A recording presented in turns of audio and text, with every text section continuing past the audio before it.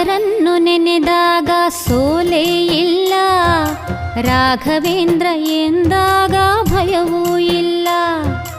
ರಾಯರನ್ನು ನೆನೆದಾಗ ಸೋಲೇ ಇಲ್ಲ, ರಾಘವೇಂದ್ರ ಎಂದಾಗ ಭಯವೂ ಇಲ್ಲ.